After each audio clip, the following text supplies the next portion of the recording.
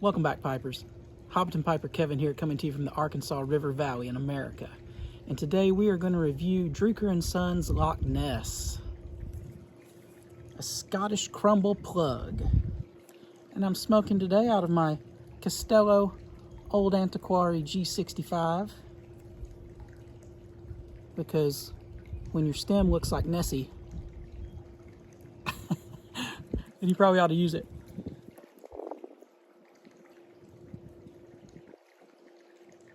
Drucquer Sons. Let's talk a little bit about the history of Drucquer Sons, what little I know of it.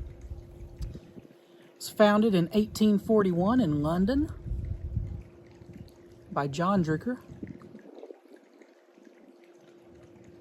There's even an old Drucquer catalog picture out there that mentions that Charles Dickens even purchased pipes from that old shop. Eventually, the company moved to Berkeley, California in the 1920s, and it had several owners that eventually closed around 1990.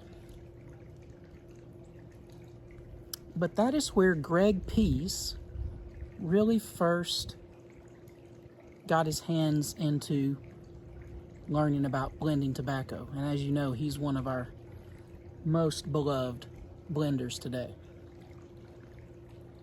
because he was a student working there,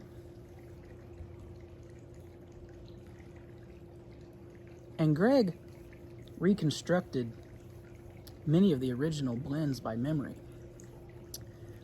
I think there's at least 7 of them available today under the Drucquer Sons label from that original line.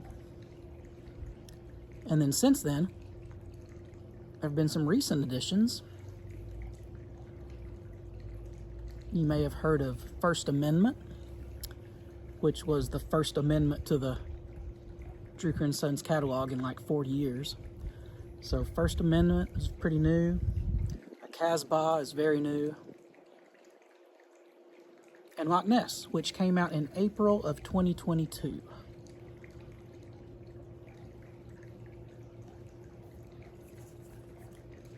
I love the tin art on this.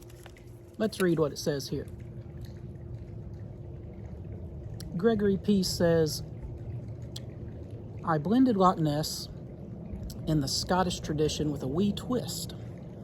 Ribbons of small leaf oriental, smoky Cypriot Latakia, and rare Louisiana Perique are added to lemon and matured red Virginia tobaccos. It's pressed and aged in cakes to meld flavors, then cut into blocks. A crumble plug, it's easy to break up. Tin aromas are deep and opulent with a hint of smoky zest. In the bowl, rich, full flavors offer hints of dark fruit with spicy overtones. Destined to be drenched in folklore like its namesake, Loch Ness will soothe even the most ferocious beast. Drucquer Sons Limited, founded in London, 1841. Very cool tin, 100 gram. I have at least 2 subscribers that are from Syria or from the area, the region, close to where Latakia used to be made. And I was talking to one of them in the comments just this past month, and one on Instagram. And I asked them straight out. I said, there's so many pronunciations of Latakia in the United States. Latakia, Latakia, Latakia, Latakia. I said, how do you guys say it? both of them pretty much responded the same way. And that is, if you're native from there, none of those are right. In fact, they said that natives, one of the subscribers' mother was from Latakia,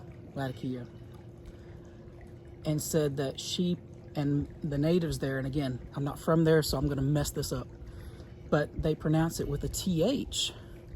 They actually say Latakia, something like that. But he went on to say that if you're not native from there, all those pronunciations I said earlier are acceptable.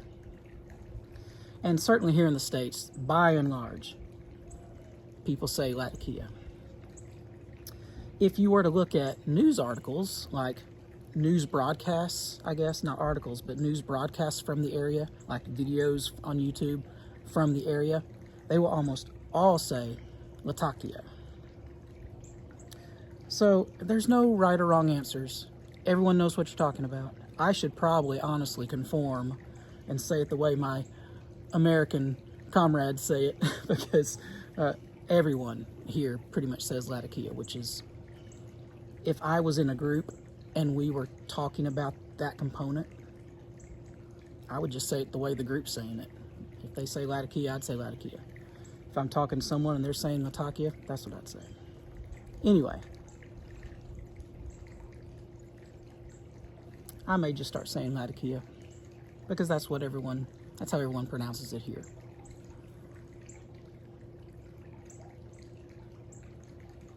And that component can be very pungent. It can be very strong, powerful, overpowering in a lot of ways. But in this particular blend, it is done in a way, in my opinion, that provides really good balance. And the reason that that's so important when you're using that component is because if it's too overpowering, it just becomes what's known as the lat bomb, and you're getting all that pungent, smoky experience, and it pretty much masks anything else about the blend because it's so strong. When used in the right quantity, though, it can be an accent, and it can just be one of the notes of the chord, if you will, to where it's just a nice complementary component of the entire blend. And I think Greg has done an excellent job with this particular blend with that component.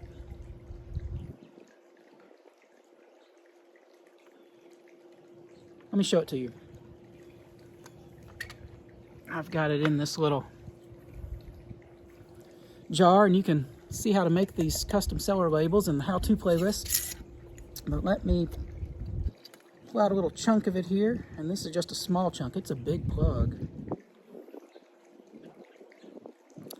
And if you saw my review of Salty Dogs, that really dense plug, this one's not nearly as dense. You could still go ahead and cut it with a knife down through the layers, but then you could easily break it apart with your fingers. It very much crumbles. And you could really not even use a knife at all if you didn't want to. Let's see what this 10 note smells like.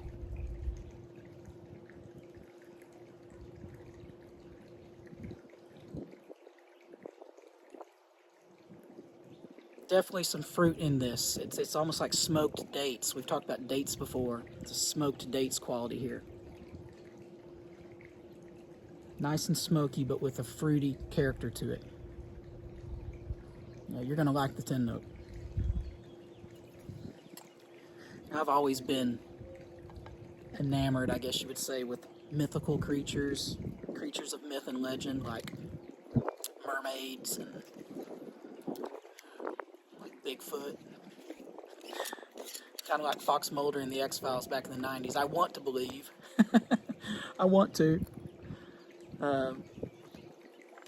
But Loch Ness, Nessie, the Loch Ness Monster, that holds a special place in my heart as far as being intrigued by it. I just think that's so neat. I would love to someday be able to sit out beside that loch and just smoke a pipe and ponder and just wonder, because I think it's a fascinating story.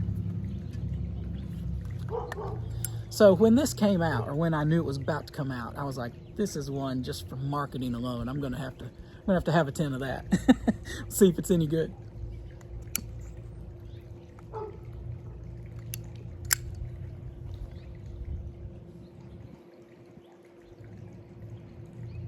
Loch Ness, Scottish folklore.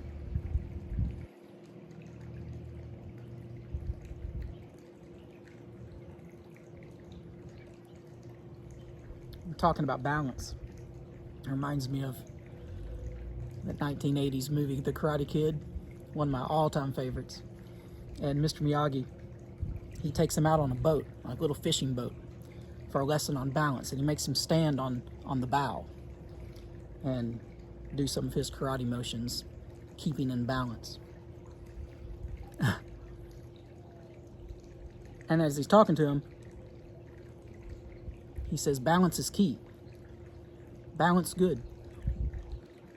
Everything good. Balance bad. Better pack up and go home. And then eventually he rocks the boat, makes Daniel fall off, and laughs and laughs. It's a great scene. But balance, that's very true with tobacco blends as well, to me. My favorite blends that have Latakia in it are the ones where the Latakia is a complementary component. And this particular blend, that's exactly how it is. All right, let's talk about the flavor profile a little bit. Because since it's complementary, we can taste everything else around it. And certainly one of those flavors for me is this, it's a sweet and spicy bread type of experience. A little bit of spice, but sweetness as well. And sometimes I'll almost get like a rye bread type of sensation. So sweet and spicy bread notes from the Virginias. But if you'll remember my review of Early Morning Pipe, I talked about sometimes from Orientals I'll get like an incense type of memory. And this has some of that too, some incense notes from the Orientals. So you're getting the nice smoky Latakia, you're getting the nice sweet and sour bread notes from the Virginias, and some Perique in here. Really good balance on this one. I was really impressed with this when I first smoked it. Sometimes you never know about the new releases. Are they going to be any good? Are they just a flash in the pan? There's so many. This is not a limited release though. This is available now. And this is a part of the normal line now. But sometimes you don't know. There's so many new blends that come out. You don't ever know if any of them are going to really be hits or not. But to me, this one is a hit.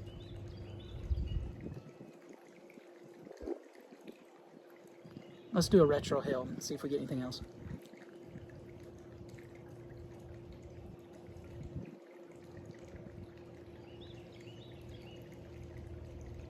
Sometimes a baby retro hail can really be enlightening.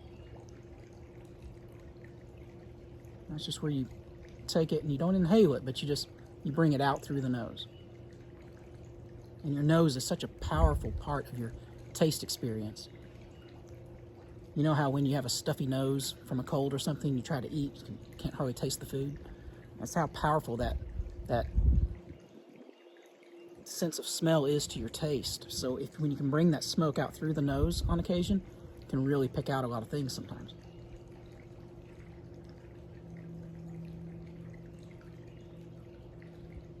I get more of that fruit. When I do that, I get more of the fruit. I get more of the dark fruit. I hate just saying fruit. When I say fruit, I want to tell you what kind of fruit. But we've talked about stone fruit before too. I think we talked about that in the Salty Dogs review. And how stone fruit is sometimes very difficult to pinpoint kind of what you're experiencing. But there's a stone fruit experience here.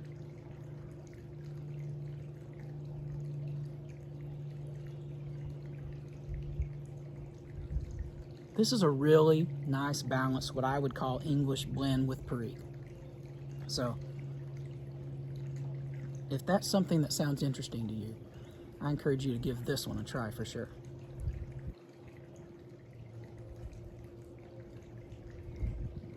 Really appreciate you being here today, sharing this experience with me.